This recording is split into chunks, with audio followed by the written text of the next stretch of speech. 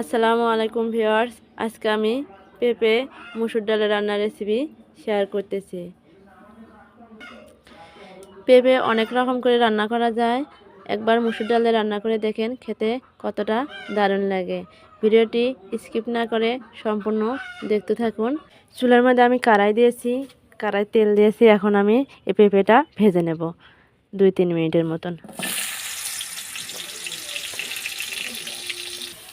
এখন আমি এখানে লবণ দিয়ে দিলাম পরিমাণ কম, দিয়ে দিচ্ছি 1 চিমটি হলুদের গুঁড়া। দিয়ে আমি এখন 2-3 মিনিট ভালোভাবে ভেজে নেব।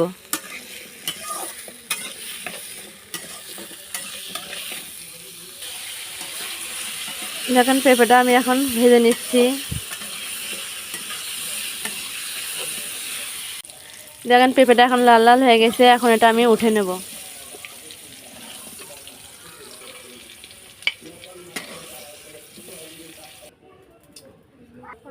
এখন এই তেলেতে আমি দিয়ে দিলাম পেঁয়াজ কুচি।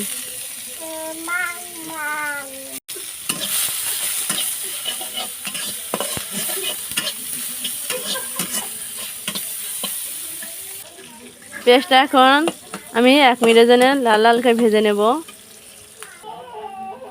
এখন আমি দিয়ে দেব লবণ। লবণটা আমি আগে একটু দিয়েছিলাম, তাই পরিমাণটা একটু কম দিলাম। এখন দিলাম শুকনো মরিচের গুঁড়া, কম করে। আমি কাঁচা মরিচ দেবো, তাই একটু কম দিয়ে দিলাম। ধনিয়ার গুঁড়া, জিরের গুঁড়া, হলুদ। এখন দিয়ে দিলাম গরম মশলার গুঁড়া। সবগুলো ভালোভাবে আমি নেড়ে নেব।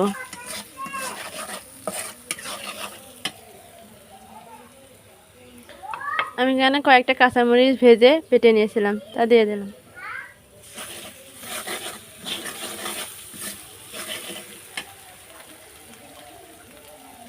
মশলা যাতে পোড়া না যায়, এই জন্য আমি একটু পানি দিয়ে দিলাম।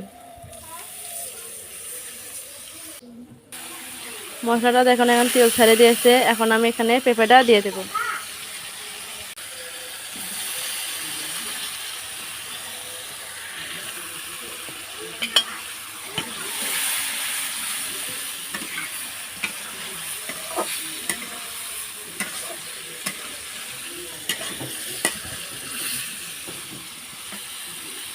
এখন আমি দিয়ে দিচ্ছি মুসুর ডালটা। আমি ধুয়ে পরিষ্কার করে নিয়েছিলাম। 15-20 মিনিট আগে ভিজে রাখবেন।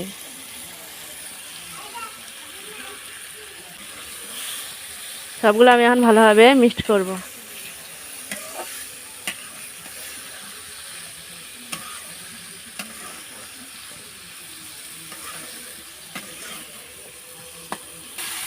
তাই আমি 2-3 মিনিটের জন্য ভালোভাবে কষে নেব। এখন আমি এখানে পানি দিয়ে দেব। পানিটা বেশি পরিমাণে দিতে হবে।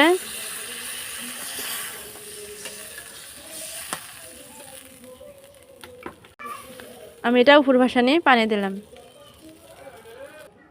এখন আমি এটা 15 মিনিটের জন্য ঢেকে দিলাম।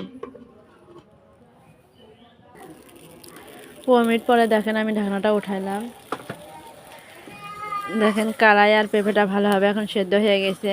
এখন আমি এখানে ঝোল দিয়ে দেব।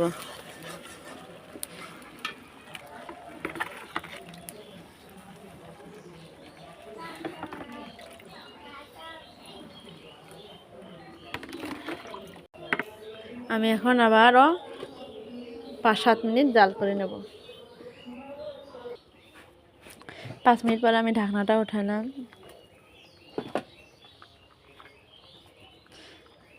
দেখেন তরকারিটা কতটা সুন্দর হয়েছে। দেখতে পাচ্ছেন আমার রান্নাটা এখন হয়ে গেছে। আজকের রেসিপি এখানে এসে দেখা হবে অন্য কোনো রেসিপিতে। ধন্যবাদ, সবাই ভালো থাকবেন।